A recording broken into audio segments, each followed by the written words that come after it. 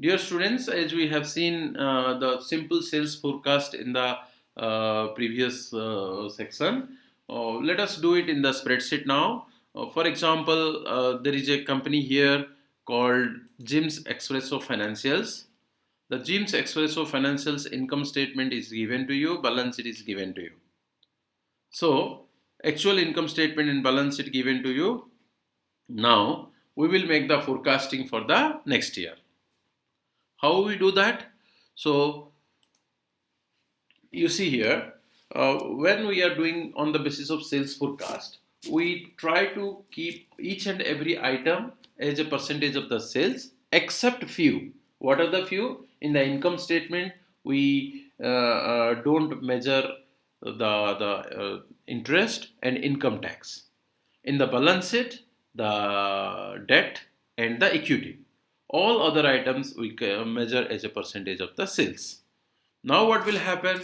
The question is asking, for example, next year the sales will increase by 10% given in the question. So what will happen here? Do it. The sales of the next year will be equal to, the sales of the new sales for the next year will be equal to the existing old sales of Gin Espresso, that is 200,000, multiplied by 1.10, because the sales will grow at 10%. Enter. The new sales will be 220,000 for the next year. Now what we will do? We will calculate all the other items like cost, depreciation, net income, everything will be calculated as a percentage of the sales. Simple. How to calculate the percentage of the sales? Is equal to, first calculate the ratio of cost to sales. So go to the Jim's Espresso Financials. The cost except depreciation divided by the sales is equal to how much? Minus 50%. We keep, because cost is an expenses, so we keep it in minus. Then what will happen? Here, this is equal to, this is equal to this one multiplied by the sales. Enter. Sales will be the same for all down items. So let us freeze it. F4. Enter. Next is depreciation. Depreciation, how you will calculate? Is equal to, go to the financial statement. Where is depreciation? Divided by sales. Enter. Percentage is minus 3%. Then net income is equal to, go to the financial statement. Net income divided by sales. Enter. Then the cash is equal to, go to the balance sheet. Cash divided by sales. Enter. Receivable, same. Go to the financial statement. Receivable divided by sales. Enter. Inventories, go to the financial statements. Inventory divided by sales. Property, plant, equipment is equal to property, plant and equipment divided by sales. Similarly, we can calculate the notes payable also. Is there any note accounts payable? Yeah, 1500. So we can do it here. H, accounts payable,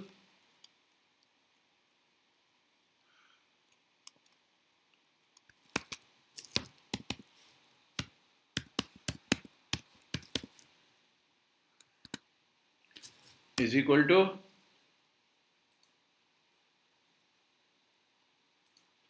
divided by sales. So percentage.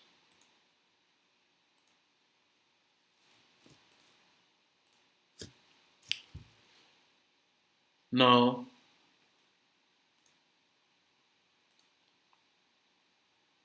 stockholder, here it is given. Accounts payable is equal to 0.75. Already we calculated here. See 0.75%. Same like thing. Accounts payable is equal to, go to the statement as we already have done it.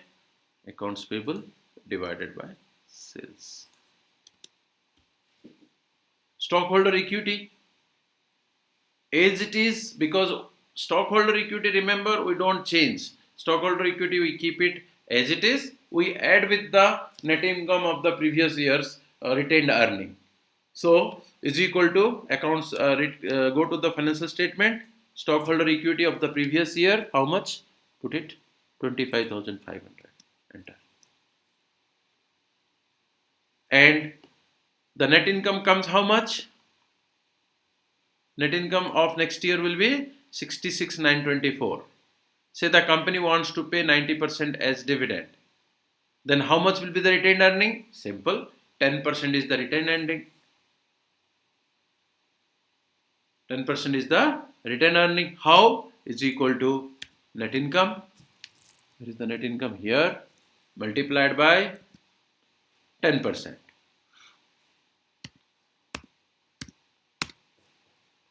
And this is the retained earning. Why this is the retained earning? The company decided to pay 90% as dividend. So 10% will be the retained earning. So old equity plus retained earning is equal to new equity. Do it now. We have now all the items of the income statement. We have the equity. We have the accounts payable. Do it. Sales minus cost except depreciation, EBITDA minus depreciation, EBIT minus interest. Interest we kept it as it is.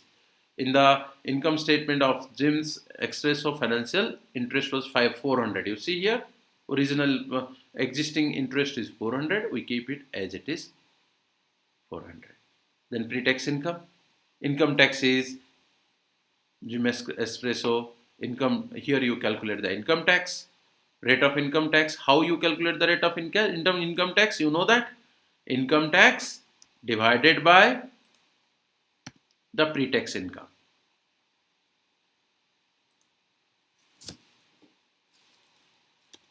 The income tax divided by pre-tax income will be equal to the percentage of income tax. So how much is the percentage of income tax? 35%. So do it.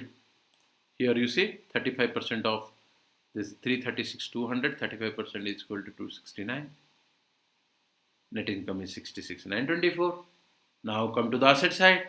All asset side percentages we have given here. We calculated, forecasted. Cash will be 7.5% of sales, receivable 1% of sales, inventory 2% of sales, property, plant and equipment 5% of the sales. So total asset is 34,100. Liabilities, accounts payable we know. Debt we will keep as it is. The Jim Expresso, that is how much you see here, 4,000. Keep it as it is. Total liabilities come here. Shareholder equity is 32,192. We calculated here 32,192. Total liabilities and equities. Now you see now.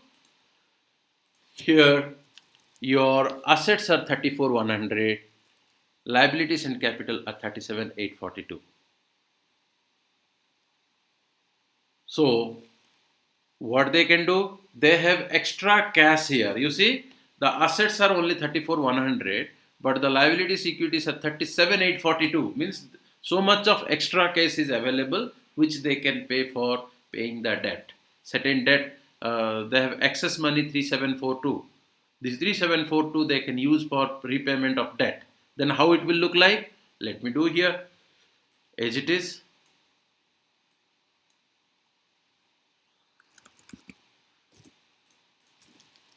This is equal to, enter,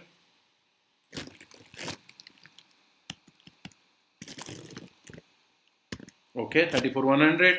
Now accounts payable as it is, keep it, enter. But debt is equal to the existing debt of 4,000. You made the new extra money 3742 you use for paying the existing debt, enter.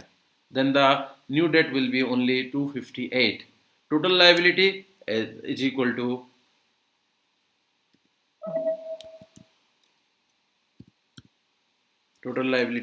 to this plus this. See, in the previous situation, they have shortage of cash. Here, they have excess cash. How you will know excess cash? If asset side is less, liability side is more, they have excess cash. That means stockholders' equity is more.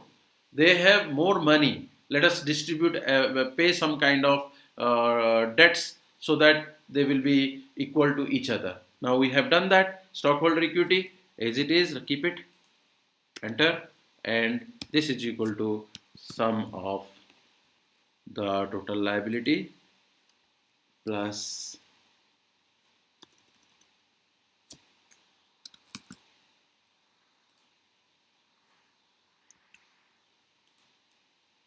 this is equal to sum plus shareholders equity, enter. You see now 34,100, 34,100 match with each other.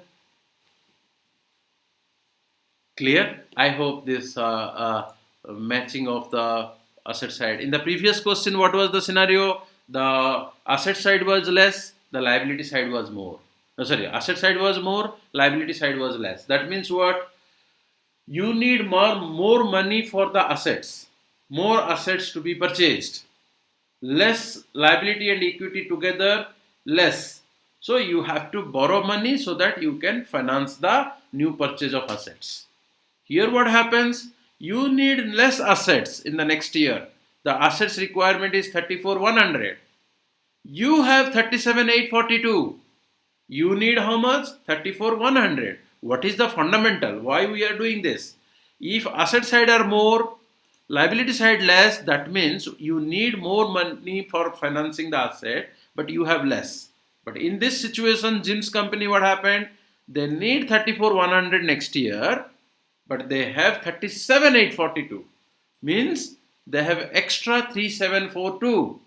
They can now think hypothetically, they have 37,842 borrowed money and owned money. Borrowed money 5650, owned money 37,842, owned money 32,192, borrowed money 5650. Total money they have 37,842. Listen carefully. Liability and equity means what? Borrowed money and owned money. So borrowed money is 5650, owned money is 32,192, total money 37,842 they have. Out of this, they need only total asset 34,100. They need for current asset 23,100, for property plant 11,000, total they want 34,100. So they need 34,100, they have 37,842. So they have extra 3742. They can completely finance their total asset 34,100. Still they have extra money 33,742. So why to keep extra money? Pay some of the debt. So we have done that. In the next scenario, proposed scenario, we have done that. The total asset we keep as 34,100. The debt we repaid. Out of 4,000, now the new debt is 258. We paid 3,742. Now you have 34,100. That means they have 34,100. They need 34,100. Match with each other. I hope it is clear. Just a minute.